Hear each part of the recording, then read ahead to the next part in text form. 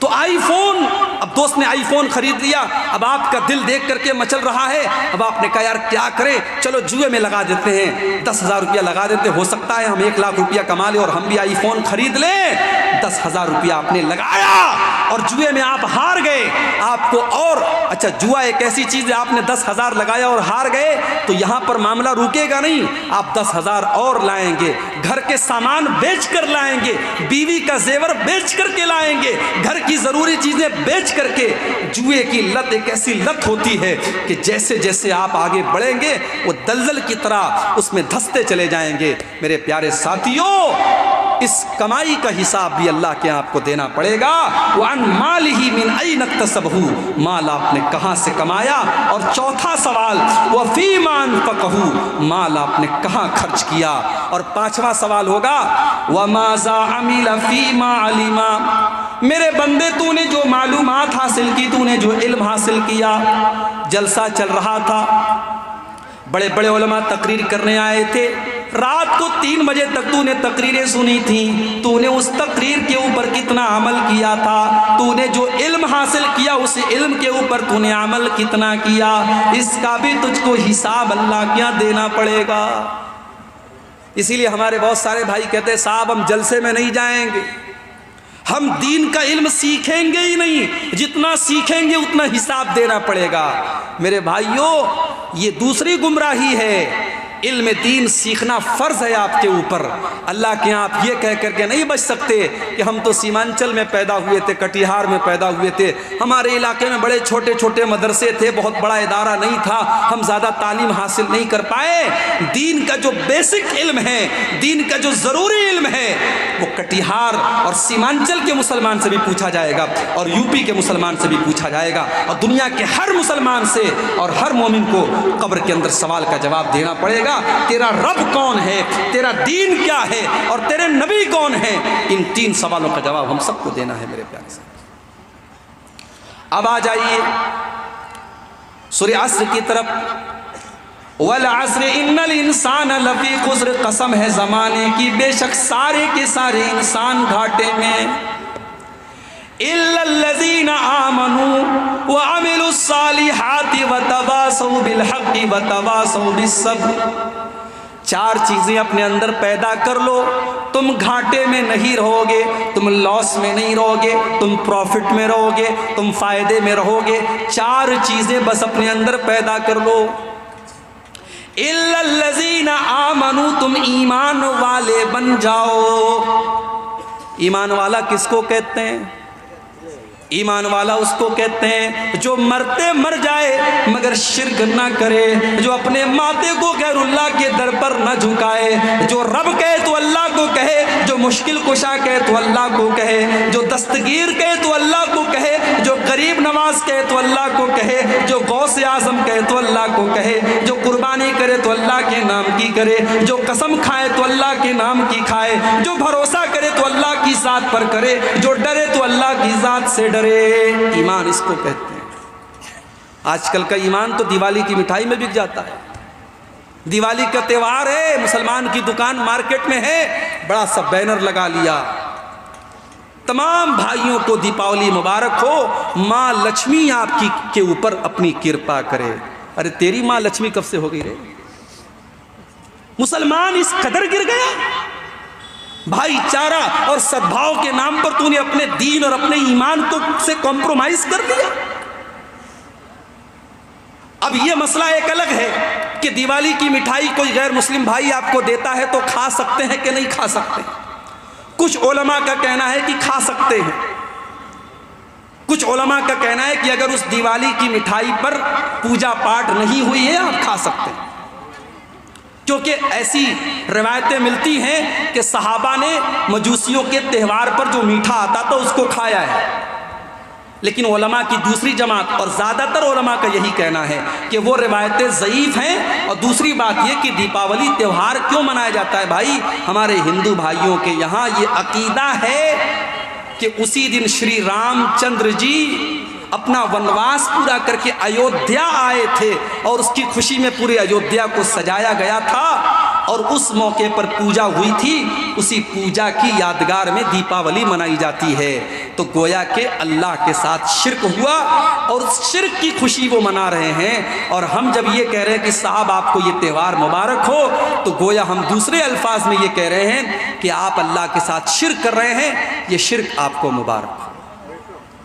ہمارے باپ کو کوئی برا بھلا کہے اور آ کر کے ہم کو شادی میں انوائٹ کرے تو ہم کہیں گے تو میرے باپ کو برا بھلا کہتا اور ہم تیری شادی میں جائیں گے؟ نہیں جائیں گے ہم تیری شادی میں۔ اور کوئی ہمارے رب کے ساتھ شرک کرے، ارے ہمیں تو ہمدردی ہونی چاہیے اس کے ساتھ، اس کو سمجھانے کی کوشش کرنی چاہیے۔ ہم بیٹھ کر کے اس کے ساتھ مٹھائی کھائیں گے تو اس کو کیسے اس سے روکیں گے میرے بھائی؟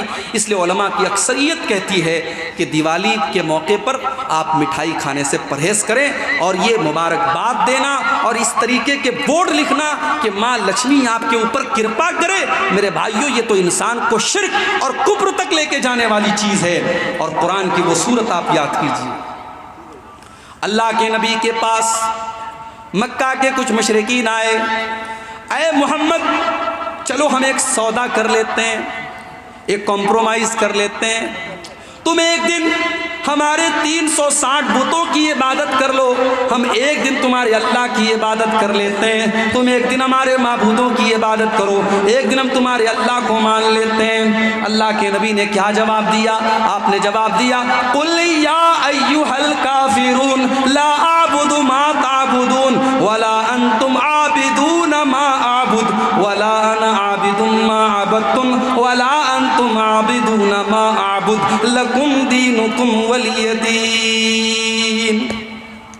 اے نبی آپ کہہ دیجئے، اے کافرو، اے اللہ کو نہ ماننے والو، جس کی تم عبادت کرتے ہو اس کی میں نہیں کر سکتا، اور جس کی میں کرتا ہوں اس کی تم نہیں کر سکتے، نہ تو تم جس کی تم پوجا کرتے ہو نہ تو میں اس کی عبادت کر سکتا ہوں، اور نہ جس کی میں عبادت کرتا ہوں نہ تم اس کی عبادت کر سکتے ہو۔ لکم دینکم ولی دین، تم اپنے دین پر چلو، ہم اپنے دین پر چلیں گے، ہمارے تمہارے بیچ میں اس پر کوئی سمجھوتا نہیں ہو سکتا۔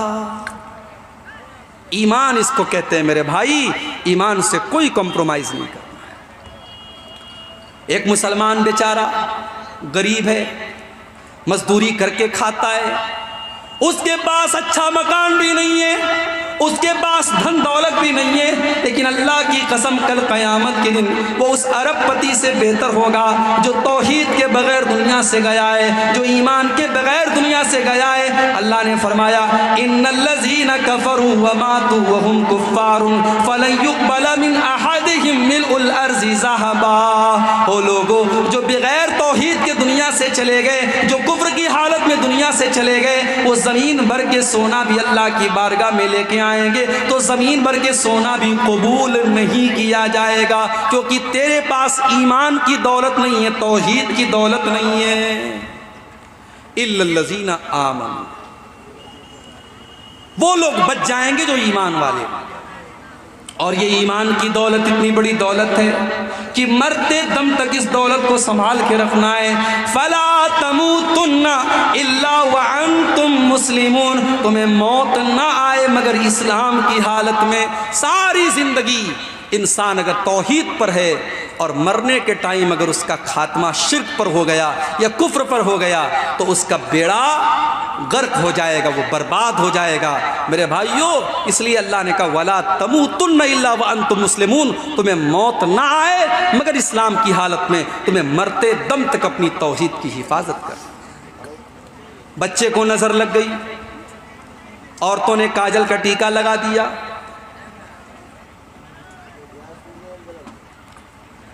اب یہ بیچ میں ایک سوال آ گیا ہے عقیقہ کتنے دنوں سے کتنے دنوں تک میں دے سکتے ہیں؟ پہلی بات تو یہ کہ عقیقہ دیا نہیں جاتا، عقیقہ کیا جاتا ہے۔ ہمارے ہاں اردو میں بولتے ہیں عقیقہ کرنا، اور آپ کے ہاں عقیقہ دینا بولتے ہیں، تو دینا نہیں ہوتا، عقیقہ کیا جاتا ہے۔ اور عقیقہ کا جو اصل ٹائم ہے وہ 7واں دن ہے، جو سنت ہے، اللہ کے رسول کی حدیث ہے کہ بچہ اپنے عقیقہ کی وجہ سے گروی رہتا ہے۔ اگر ماں باپ کو طاقت ہے اور عقیقہ نہیں کر رہے ہیں گنہگار ہوں، طاقت نہیں الگ بات ہے، طاقت ہے، پیسہ ہے، لیکن پھر بھی عقیقہ نہیں کر رہے گنہگار ہوں۔ اگر کوئی مجبوری نہ ہو تو 7ویں دن کر لینا چاہیے۔ اگر 7ویں دن کسی وجہ سے نہیں کر پائے کبھی کبھی ایسا ہوتا ہے آپریشن سے ڈیلیوری ہوئی، ابھی بیوی بچہ اسپتال میں ہے، اب آدمی سوچتا ہے یار عقیقہ کریں گے تو بڑا ہڑبڑ ہو جائے گا، تو چلو ہاسپٹل سے چھٹی ہو گئی، 10 دن ہو گیا، 12 دن ہو گیا، 7ویں دن کے بعد آپ کبھی بھی کر سکتے ہیں۔ ایک حدیث میں آیا ہے کہ اگر 7ویں دن نہیں ہو پایا تو 14ویں دن کرو، 14ویں دن نہیں ہوا تو 21ویں دن کرو، مگر وہ حدیث صحیح نہیں ہے۔ اگر 7ویں دن آپ نہیں کر پائے تو اس کے بعد کبھی بھی کر سکتے ہیں، کوئی مسئلے کی بات نہیں ہے، لیکن سب سے افضل یہ ہے، سب سے بہتر یہ ہے کہ 7ویں دن کیا جائے۔ اور جب آپ عقیقہ کریں گے تو اسی دن بچے کا بال بھی منڈن کروا دیجئے، بچے کا بال مڈوا دیجئے، اور بچے کے بال کے وزن کے برابر، ظاہر ہے بچے کا بال کتنا ہوگا، 1.5 کلو ہوگا زیادہ ہے کہ نہیں، تو اس بچے کے بال کے برابر چاندی آپ کو صدقہ کرنا ہے، جو بھی ہے اس کا 10 گرام 20 گرام 50 گرام جو بھی وزن ہو، اس بال کے وزن کے برابر آپ کو چاندی اللہ کی راہ میں صدقہ کرنا ہے۔ یہ بھی سنت ہے اللہ کے رسول۔ اب اسی پر ایک مسئلہ اور بتا دوں، بچے کے کان میں اذان دینے والا مسئلہ، یہ بھی بہت پوچھا جاتا ہے۔ بچے کے کان میں اذان دینے کے بارے میں کوئی صحیح حدیث تو نہیں ہے، جو حدیث ہے وہ ضعیف ہے، کوئی صحیح حدیث نہیں ہے، لیکن اگر کوئی بچے کے کان میں اذان دیتا ہے اور یہ سوچ کر کے دیتا ہے کہ مسلمان کے گھر میں بچہ پیدا ہوا ہے، اور پہلی آواز ہم یہ چاہتے ہیں کہ بچے کے کان میں اللہ کی توحید کی پڑے، اس کے رسول کی رسالت کی پڑے، اور اس انٹینشن کے ساتھ، اس نیت کے ساتھ اگر بچے کے کان میں کوئی اذان دیتا ہے تو کوئی حرج کی بات نہیں ہے، دے سکتا ہے، دینا چاہیے، لیکن صرف ایک کان میں اذان دے دو کافی ہے۔ ایک کان میں اذان دینا اور دوسرے کان میں اقامت دینا یہ غلط ہے، یہ کسی صحیح حدیث سے ثابت نہیں ہے۔ اور بہت سارے لوگ یہ سمجھتے ہیں کہ بچے کے کان میں اذان دینا ضروری ہے، اور یہاں تک بہت سارے لوگ سمجھتے ہیں کہ مرنے کے ٹائم جو جنازے کی نماز پڑھی جاتی ہے، اس جنازے کی نماز کا تعلق بچے کے کان کی اذان کے ساتھ ہے، تو یہ غلط بات ہے، اس کا کوئی پروف نہیں ہے، کوئی ثبوت نہیں ہے۔ جنازے کی نماز کا مسئلہ الگ ہے اور بچے کے کان میں اذان کا مسئلہ الگ ہے۔ تو بات میں کچھ اور کر رہا تھا، یہ بیچ میں سوال آ گیا، میں یہ کہہ رہا تھا کہ ایمان اتنی قیمتی چیز ہے کہ مرتے دم تک آپ کو اپنے ایمان کی حفاظت کرنی ہے۔ وَلَا تَمُوتُنَّ إِلَّا وَأَنْتُمْ مُسْلِمُونَ، تمہیں موت نہ آئے مگر اسلام کی حالت۔ اللہ کے نبی کے چچا ابو طالب اللہ کے نبی سے بہت پیار کرتے تھے، بہت محبت کرتے تھے، مشکل وقت میں ساتھ دیتے تھے۔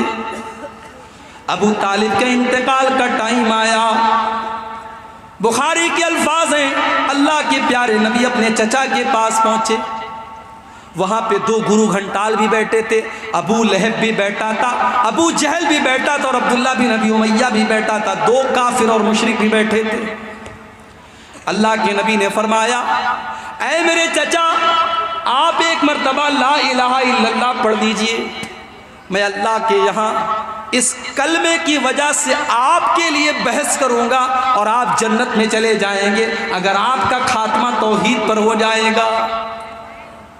اللہ کے نبی تو یہ کہہ رہے تھے، اور وہ جو دونوں گرو گھنٹال بیٹھے تھے وہ کیا کہہ رہے تھے؟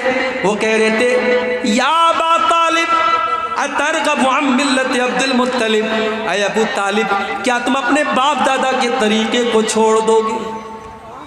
دیکھو، باپ دادا کے نام کی دھمکی دینا یہ بڑا پرانا کام ہے۔ آج بھی کسی کو کوئی اچھی بات بتاؤ تو کیا کہتا ہے؟ ارے باپ دادا تو ایسا کرتے تھے، باپ دادا تو ویسا کرتے تھے۔ باپ دادا کوئی دلیل نہیں ہے شریعت میں۔ اگر باپ دادا کوئی کام غلط کرتے تھے تو آپ اس کو دلیل مت بنائیے، آپ اس پر عمل کیجئے جو صحیح ہے، جو قرآن سے ثابت ہے، جو حدیث سے ثابت ہے۔ باپ دادا جہیز دیتے تھے، آپ بھی جہیز دیں گے۔ باپ دادا بارات لے کے جاتے تھے، آپ بھی بارات لے کے جائیں گے۔ باپ دادا آپ کے اگر آپ دیکھیں گے تو 4-5 نسل پیچھے ہو سکتا ہے آپ کے باپ دادا غیر مسلم رہے ہوں، ان کا نام نتھو رام رہا ہو، اس کا نام کوئی غیر مسلم نام رہا ہو، تو کیا آپ ان کے طریقے پر چلیں گے؟ ابو طالب کے سامنے ابو جہل نے اور عبداللہ بن امیہ نے کہا، اے ابو طالب سوچ سمجھ کر کے فیصلہ کرنا، کیا تم اپنے باپ دادا کے طریقے کو چھوڑ دو گے؟ بخاری کے الفاظ ہیں، ابو طالب کی زبان سے جو آخری جملہ نکلا وہ کیا نکلا؟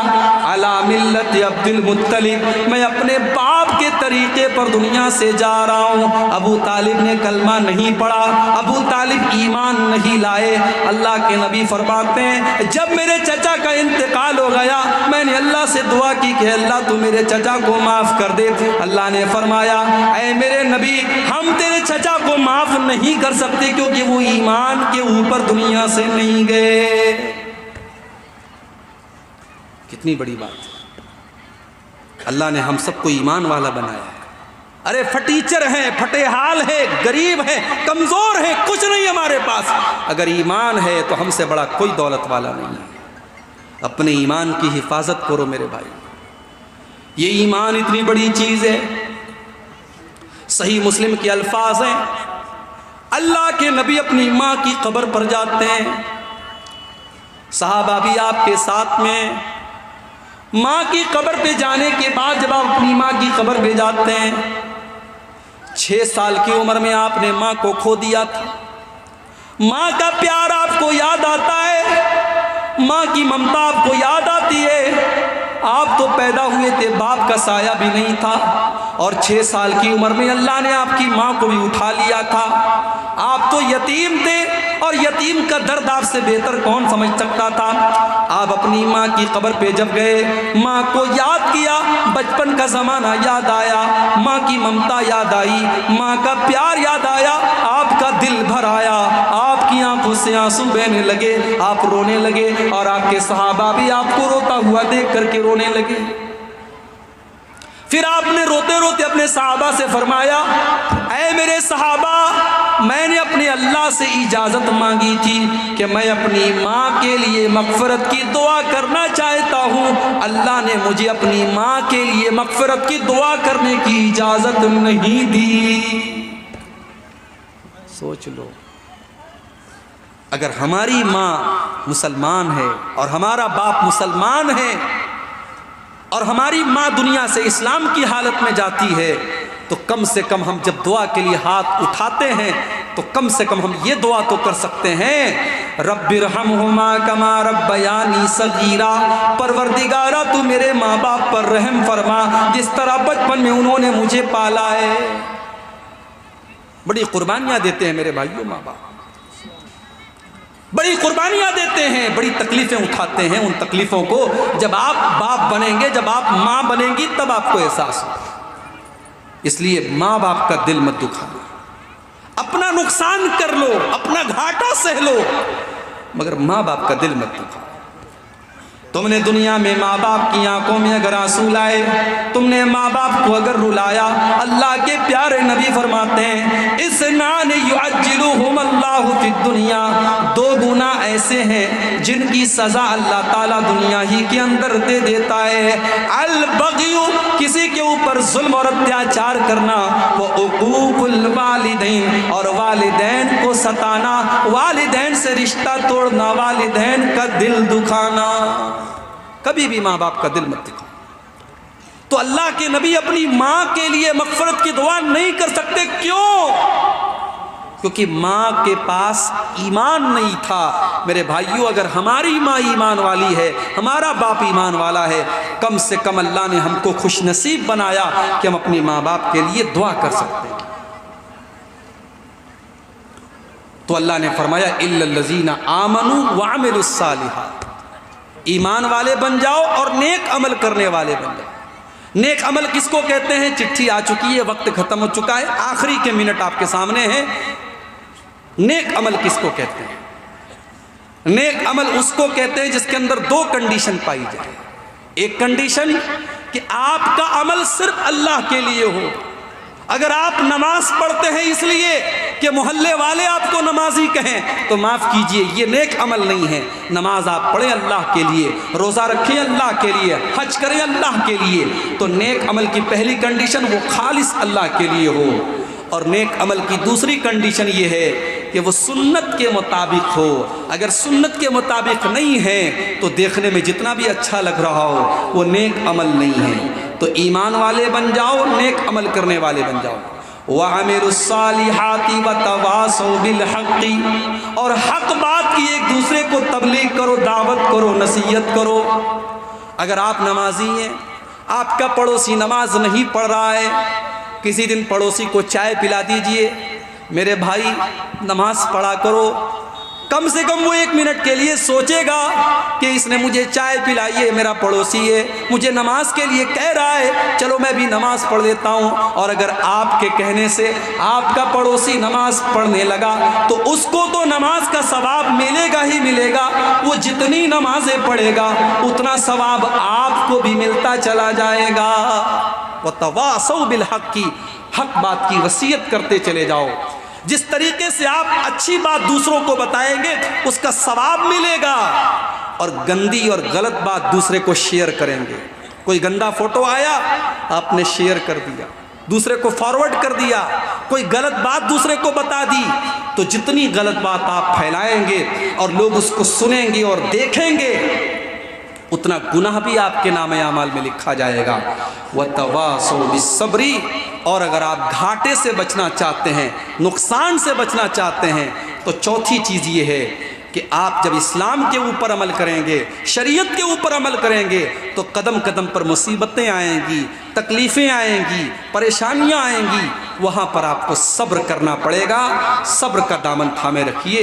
یہ 4 چیزیں اگر آپ اپنے اندر پیدا کر لیں، اللہ فرما رہا ہے کہ سارے انسان گھاٹے میں ہیں، مگر یہ 4 چیزیں جس کے اندر پائی جائیں وہ گھاٹے میں نہیں ہیں۔ اللہ سے دعا ہے یہ 4 چیزیں ہم سب کو اپنے اندر پیدا کرنے کی توفیق عطا فرمائے۔ رب العالمین ہم سب کو گناہوں سے بچنے کی توفیق دے، ہم سب کو نیک عمل کرنے کی توفیق دے، جب تک دنیا میں زندہ رکھے اسلام پر زندہ رکھے، اور ہم سب کا خاتمہ ایمان پر ہو۔ آمین۔ وآخر دعوانا ان الحمد للہ رب العالمین، والسلام علیکم ورحمۃ اللہ۔